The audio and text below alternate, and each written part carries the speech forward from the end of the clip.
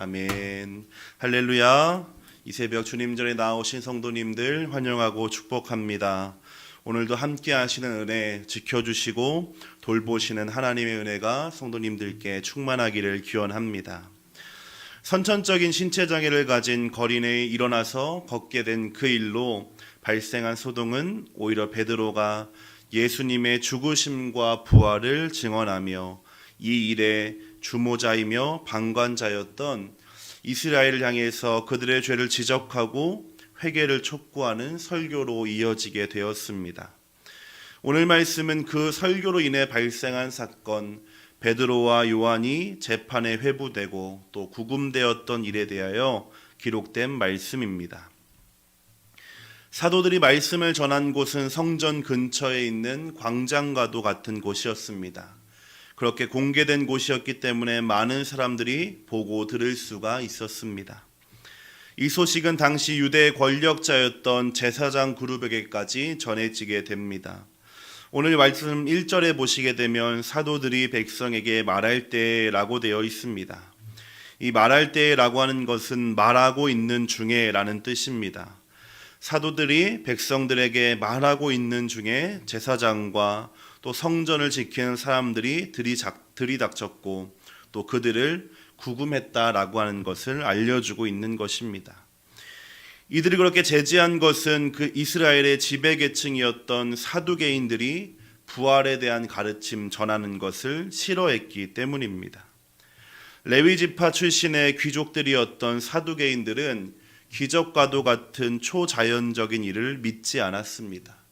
그들은 아주 지극히 현세주의적이었고 세속적이고 또 합리적인 사람들이기 때문에 천사나 마귀 이러한 이야기를 싫어했고 부활이 없다고 믿었습니다.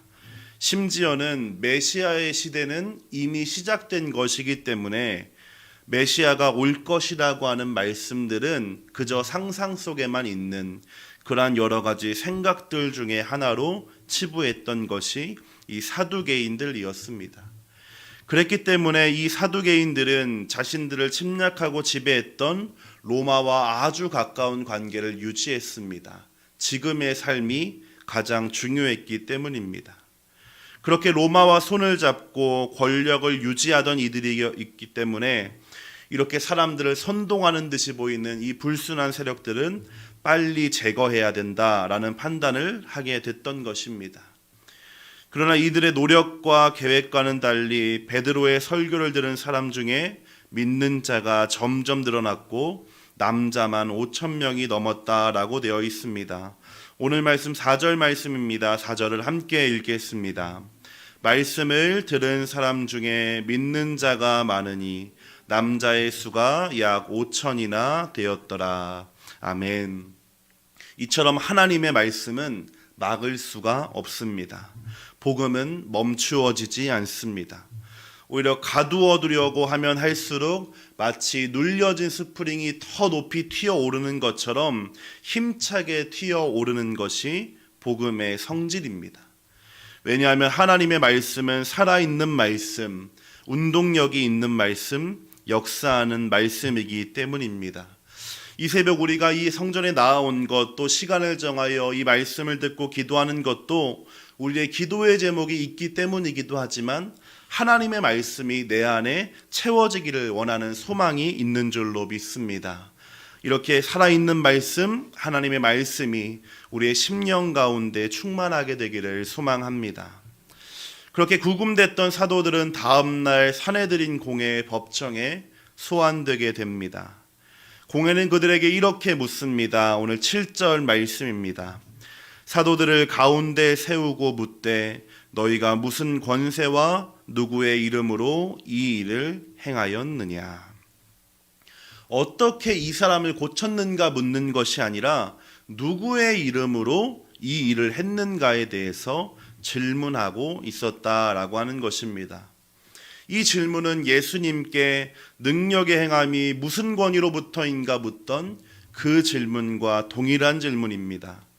예수님의 이름과 능력으로 했다라고 한다면 이미 심판받은 이단 또 위험한 세력으로 몰릴 것이고 또 하나님의 이름으로 한 것이다 라고 한다면 신성모독처럼 망령되이 일컫는 이 죄가 되기 때문에 이러지도 저러지도 못하게 해서 자신들의 뜻대로 하려고 하는 속셈이었습니다.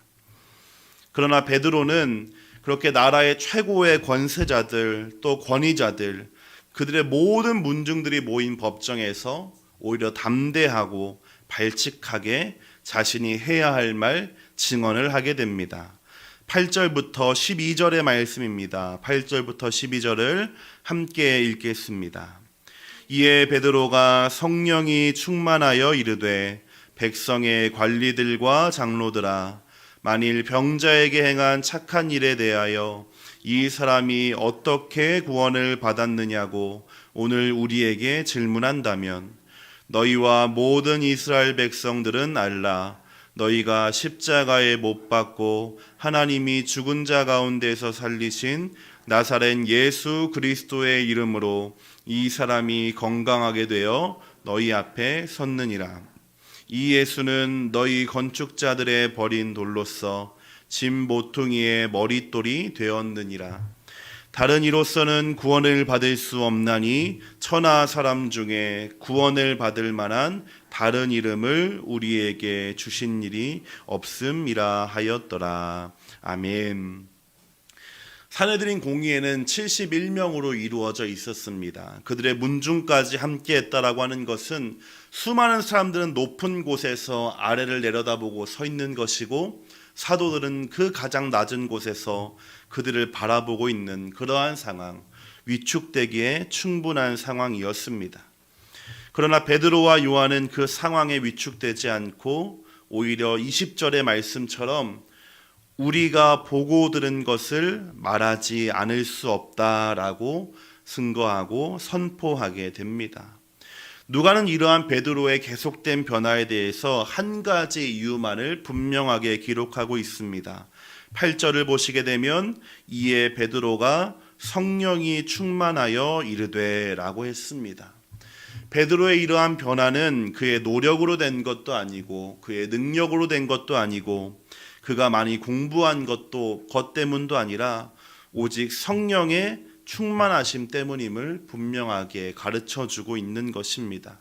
이 말은 성령의 충만함을 받은 사람은 누구든지 베드로와 같은 담대함으로 하나님의 말씀을 전할 수 있다라고 하는 의미가 될 수가 있겠습니다.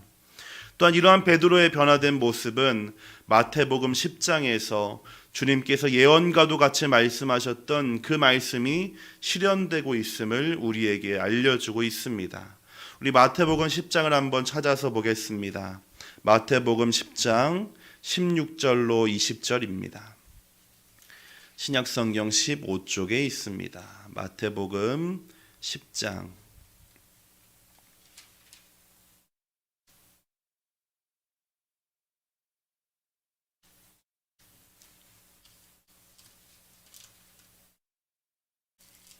16절로 20절 말씀입니다.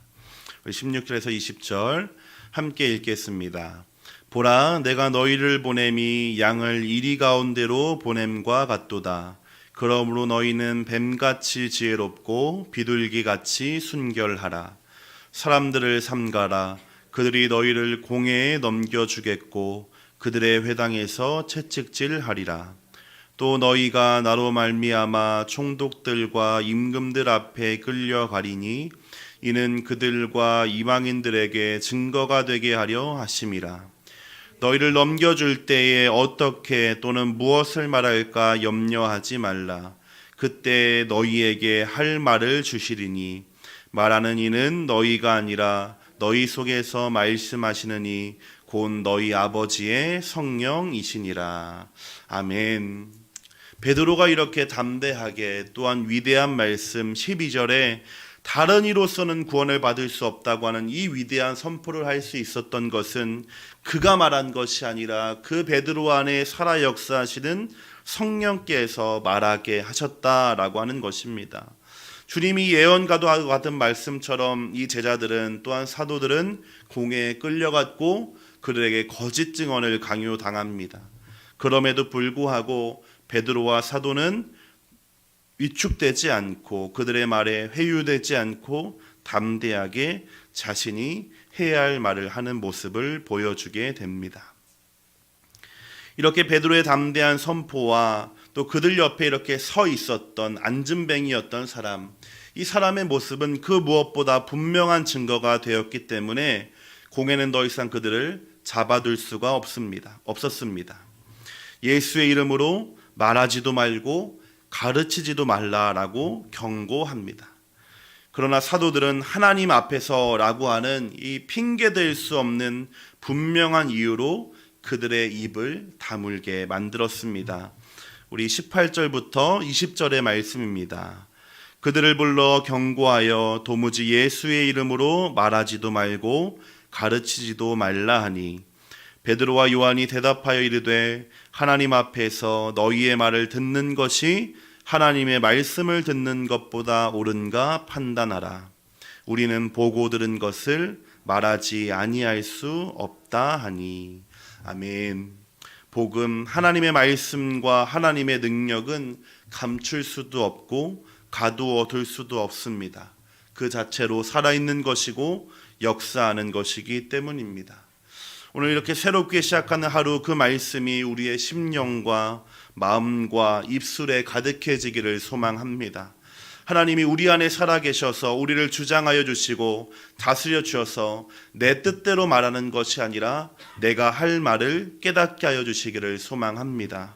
그래서 우리의 삶이 이렇게 베드로와 같이 성령의 충만함으로 말미암아 그가 이전에 살아오지 못했던 그러한 방식으로 해오지 못했던 말을 하면서 담대하게 예수만이 참된 구원이며 유일한 구원의 이름임을 증거하고 증언하게 되는 저와 여러분 되기를 간절하게 소망합니다. 하나님 아버지, 이 새벽 하나님의 말씀이 저희의 심령과 마음과 입술에 가득히 채워지기를 소망합니다. 내가 내 뜻대로 말하는 것이 아니요 하나님의 뜻을 따라 성령의 인도하심을 따라 말할 수 있게 되기를 소망합니다. 그래 저희의 삶과 모습도 베드로와 같이 조금씩 주님을 닮아가며 성령의 충만함과 도우심을 받아서 유일한 구원의 이름이신 예수 그리스도를 증언할 수 있게 되도록 인도하여 주옵소서. 예수님 이름으로 기도드립니다. 아멘.